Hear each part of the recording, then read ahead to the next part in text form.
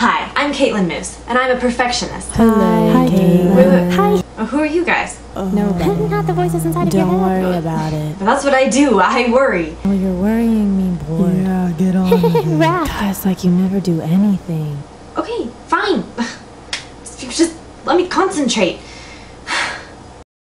Perfectionism is a personality trait characterized by a person's striving for flawlessness and setting excessively high performance standards, accompanied by overly critical self-evaluations and concerns regarding others' evaluations. You just copied that from the internet. Yes, it's Wikipedia because I liked their wording best.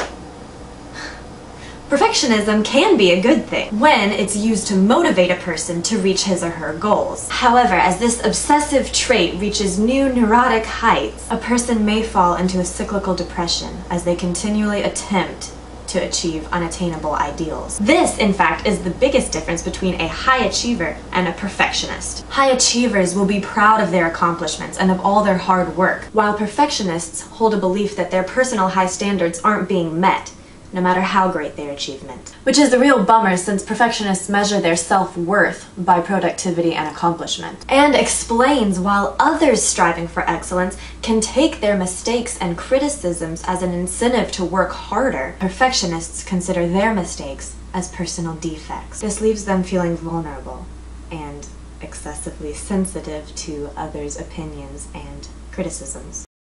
Perfectionists have obsessive traits. When I was in school, I was always the last person in class to finish the test. And it wasn't because I was slow or didn't understand the material, it was because I was obsessing over all of my answers. Let me take you through one math problem on a test.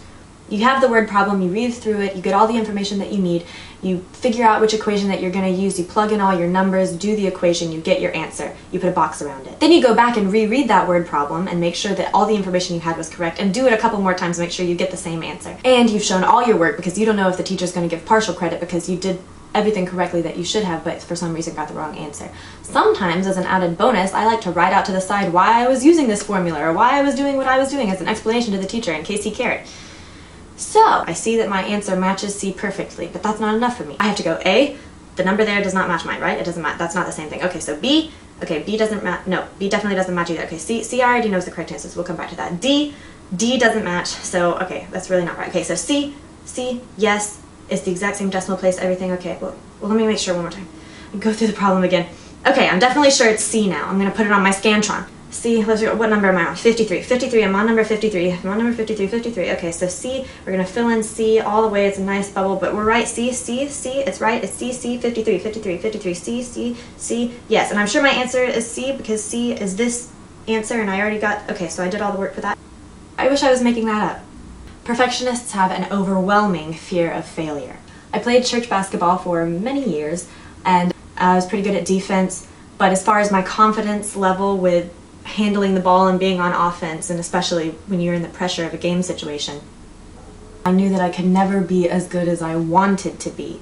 So I just didn't try. And that sounds pretty backwards, but when you think about it, if you know that you can't reach what you want to, it was a way for me to say, oh, well, I'm only this bad because I'm not trying as absolutely hard as I could.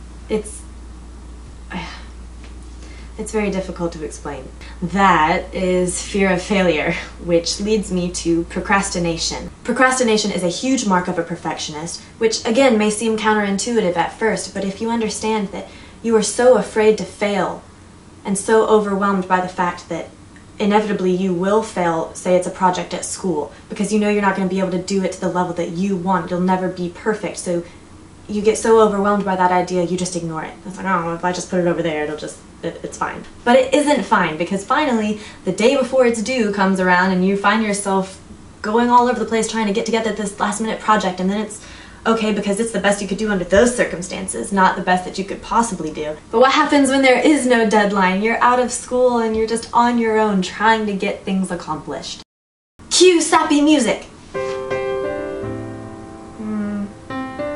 No, I don't like that one. Oh my God. She's never going to decide on when it's just right. Looks like we'll never finish the video. Hey guys, What? this one will work. This one's fine. I've got it from here. Thanks. When I was researching what experts thought of perfectionism, I came across a lot of negative labels like irrational and deluded. But if you have perfectionist tendencies, you're not alone. Everybody does to a certain extent or in a certain context. But if you allow your perfectionism to get out of hand, it can lead to unnecessary stress and anxiety that actually lowers productivity rather than helps it. I have tons of ideas swimming around in my head all the time with just this need to get them out and make them a reality, and I get so overwhelmed that I just don't do anything. Sound familiar? Perfectionism is influenced by external rewards rather than internal, a goal-oriented approach rather than process. It's important to focus on smaller steps at a time and enjoy the learning process as you go. If you're an avid list writer like me, try to take one thing at a time and break that one down into even smaller goals with deadlines so you can monitor your progress. And remember, perfection has a lot to do with perception. So the next time you feel like you've failed, acknowledge some things that you did do well. And if you feel a bit defensive after someone's critique, try and interpret how they meant it versus how it was received. And I talked about fear of failure, but there's also fear of success. Don't be afraid of your own greatness, and never stop pursuing your dreams. I know that this barely scratches the surface, but it's the best that I could do for now, and I'm happy with that. Sorry for always stressing you out. Yeah, we're sorry. We promise to work together from now on. You ready to be productive? Yeah.